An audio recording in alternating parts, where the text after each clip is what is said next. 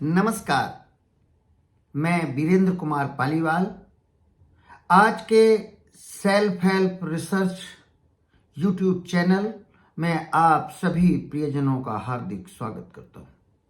आज का episode number 7 और प्रातःकालीन सुविचार श्रृंखला का एपिसोड 2022। आज हम पूर्णावतार भगवान श्री कृष्ण ने जो श्रीमद् भगवद गीता में दैविक संपदाएं गिनाई हैं, उसमें से एक सद्गुण को चुन के उसकी चर्चा करेंगे। आज का चुना हुआ सद्गुण है क्षमा। पहले एक बार रिकैप करते हैं 1 से लेकर 3 नंबर तक श्लोकों को, जो पूर्णावतार ने अर्जुन को दैविक संपदा में गिनाए।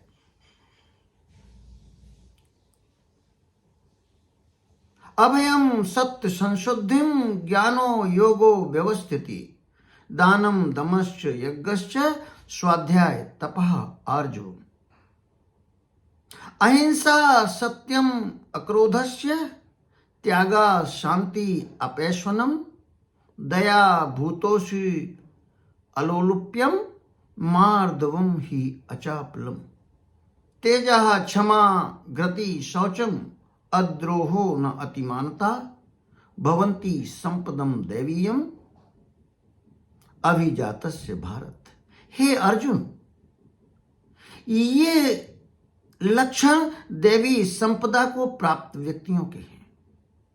ये लगभग 29 सद्गुण, इनकी चर्चा एक साथ तो करना संभव नहीं है। इसीलिए हमने ये निर्णय किया कि हम एक एक सद्गुण को एक एपिसोड में लेंगे और उसकी सूक्ष्म चर्चा करेंगे। ये वीडियो एजुकेशनल है और इसका परम उद्देश्य अपने प्रियजनों तक अर्जित ज्ञान को साझा करना है, जिससे हम अपने जीवन को सुखी, संपन्न और सफल बना सकें। श्रीमद् भगवद गीता से बेहतर भला और क्या होगा, जिसमें पूर्णावतार भगवान श्री कृष्ण ने एक ऐसे व्यक्ति को उपदेश दिए जो बहुत अवसाद से ग्रस्त था, मोह में ग्रस्त था, और या यूं कहिए कि जितनी मानसिक संभावनाएं हो सकती हैं वो सब अर्जुन में थी। इसमें कोई दो राय नहीं। तो इस 29 बहुत बड़ी लंबी लिस्ट है। हम चाहें तो एक काम कर सकते हैं कि हम इन 29 को एक चेकलिस्ट में परिवर्तित करके प्रश्न पूछ सकते हैं। क्या हम में अभय है? क्या हम में सरलता है? तपश्चर्या, अहिंसा, सत्य, क्रोध पर क्या हमने विजय प्राप्त कर ली है? क्या हमारा मन शांत हो गया है? क्या हमने मन को बस में कर लिया है? मन का निग्रह क्या मैं कर चुका हूं? ऐसे 29, उनमें से जो आज हमने एक चुना, क्या हम क्षमावान हो गए हैं? क्षमा याचना और क्षमादान हमारा स्वभाव और व्यक्तित्व बन गया है, आचरण में आ गया है या नहीं? इस चेकलिस्ट से जितना आप अपने बारे में जान पाएंगे, उतना दुनिया की कोई ताकत आपको आपके बारे में बता नहीं पाएगी। इसको आप आत्मनिरीक्षण जैसा कह लीजिए। यदि आप क्षमावान नहीं है, क्षमा याचना नहीं है, तो ये दैविक गुण की आप में कमी है। पर अच्छा समाचार तो ये है, गुड न्यूज तो ये है कि इसे विकसित किया जा सकता है। इसे विकसित किया जा सकता है, ये लर्नेबल है। यदि आपको पता चल जाए कि क्षमा, आप किसी दूसरे को क्षमा करके आप उस पर एहसान नहीं कर रहे हैं, उस पर बड़ी कृपा नहीं कर रहे हैं, ये तो आप अपने ऊपर कृपा कर रहे हैं कि आपकी मानसिक शांति के लिए दूसरे को क्षमा कर देना जरूरी है। अगर आपसे भूल हो गई है तो क्षमा याचना कर लेना जरूरी है। नहीं तो पूरे ब्रह्मांड में चाहे जितनी चीजें हो, आपके दिमाग में सिर्फ वही घूमता रहेगा। मैं अपने गेस्ट लेक्चर्स में एक बात जरूर कहता हूं, ब्रह्मांड में चाहे जितनी जनसंख्या हो जाए, लेकिन यदि आप एक व्यक्ति से भी नाराज हैं तो आपकी मानसिक शांति, मन की शांति संभव नहीं है। जैसे कंप्यूटर की भाषा में बोलूं, डेस्कटॉप में वही चलता रहेगा, बाकी पूरी करोड़ों असंख्य जनता के बारे में आपको कोई ध्यान नहीं आएगा। जिसके बारे में आप दुखी हैं या जिससे आप नाराज हैं या जिससे आप पीड़ित हैं, सिर्फ वही डेस्कटॉप में चलता रहेगा। तो क्षमा करना अपने ऊपर एक बहुत ही अच्छा सद्गुण विकसित करना है। मैं एक गेस्ट लेक्चर में, एक कार्यशाला में स्टूडेंट्स के साथ में कैसे क्षमा दान और क्षमा याचना के मुफ्त में उपलब्ध प्रकृति के साथ ऐप जो अपने दिमाग में डाउनलोड करना सिखा रहा था, उसको जस्ट दोहराता हूं। क्षमादान हे परमपिता परमात्मा, यदि भूल बस मेरे से किसी को क्षति पहुंची हो, किसी का अपमान हुआ हो, किसी का किसी भी प्रकार का कोई भी नुकसान हुआ हो, तो मैं बिना किसी शर्त से, बिना किसी शर्त के सर झुका के माफी मांगता हूं। परम पिता परमात्मा, मैं उसके मंगल कामना करता हूं, उसके लिए मंगल कामना करता हूं, उसके जीवन में बहुत मंगल घटित हो। एक स्टूडेंट खड़ा हो गया, उसने कहा पहला वाला तो हम बोल देंगे पर दूसरा वाला हम नहीं बोलेंगे। मैंने कहा फिर आपने क्षमा किया ही नहीं, इसीलिए तो ये दोनों बातें कही हैं। एक तो क्षमा करता हूं, दूसरा उसके लिए मंगल कामनाएं करता हूं कि उसके जीवन में सुख, स्वास्थ्य, समृद्धि सब कुछ आए। ऐसा ही क्षमा याचना के लिए है, क्षमा याचना और क्षमा दान। यदि आप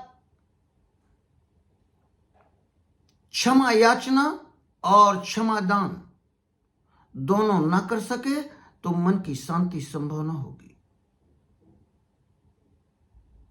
आपका माफी मांग लेना या माफ कर देना, दोनों ही बिना किसी शर्त के और उसके लिए मंगल कामनाएं करते हुए से सबसे पहला काम तो ये होगा कि आपके डेस्कटॉप से जो चलते फिरते रंग बिरंगे चित्र जो आपके मन को अशांत किए हुए थे, एक तो वो सबसे पहले बंद हो जाएंगे। शांति की एक झलक आपको मिलने की पूरी संभावना है। तो ये क्षमादान और क्षमा याचना दोनों ही ऐप प्रकृति ने आपको मुफ्त में उपलब्ध कराए हुए। आप चाहें तो इसे डाउनलोड कर लें। कहां?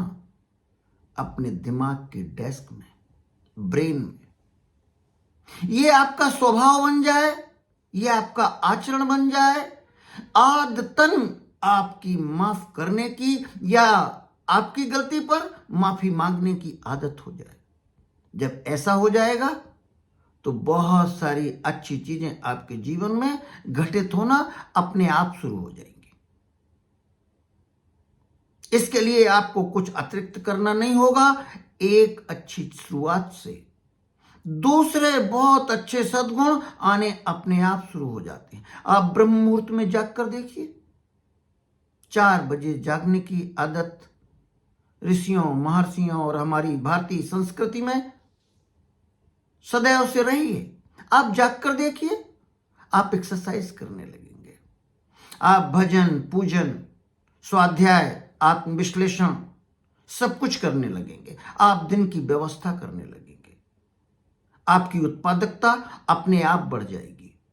इसमें कोई दो राय नहीं। एक अच्छी आदत डालने से दूसरी अच्छी आदतें अपने आप शुरू हो जाती हैं। इसका विपरीत भी सच है।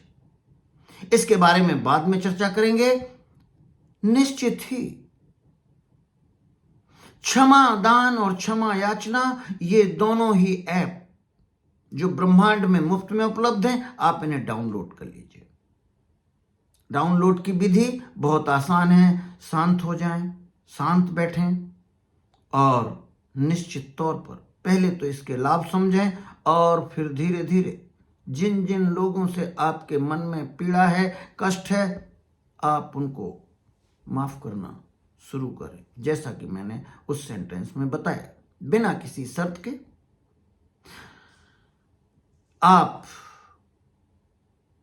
को यदि इस चैनल के कंटेंट्स पसंद आए हों तो कृपया इसे लाइक करें, शेयर करें और सब्सक्राइब जरूर करें। और ये वीडियो गुरुजनों से सीख के श्रीमद् भगवद गीता और विभिन्न भारतीय संस्कृति की पुस्तकें पढ़ के बनाया गया है और इसका उद्देश्य एजुकेशनल है। परम उद्देश्य में यह है कि हम अपने ज्ञान को साझा करें और वो मात्र डॉक्टर का प्रिस्क्रिप्शन न रह जाए। वो औषधि आप खरीदें, उपयोग करें और उसमें बताए गए नियमों का पालन करें, क्योंकि बौद्धिक ज्ञान का अपनी कोई सामर्थ्य नहीं जब तक कि उसको आचरण में न ढाल लिया जाए।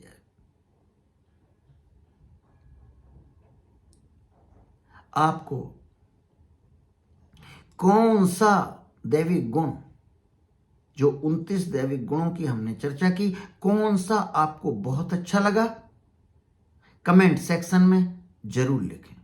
मैं पूरी कोशिश करूंगा कि मैं आपको अपनी सामर्थ्य के अनुसार उसका जवाब दूं। धन्यवाद, बहुत बहुत धन्यवाद।